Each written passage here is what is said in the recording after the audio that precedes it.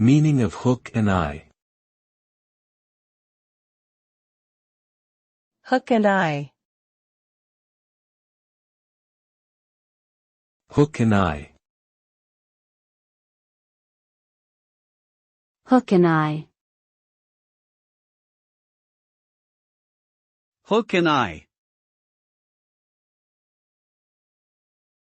Hook and eye refers to a type of fastening mechanism commonly used in clothing. It consists of a small metal hook attached to one piece of fabric, which is then fastened to an eyelet on another piece of fabric. The hook catches onto the eyelet to securely fasten the two pieces together.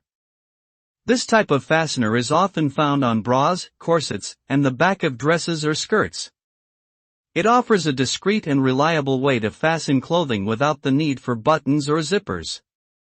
Overall, hook and eye closures serve an important function in keeping garments securely fastened.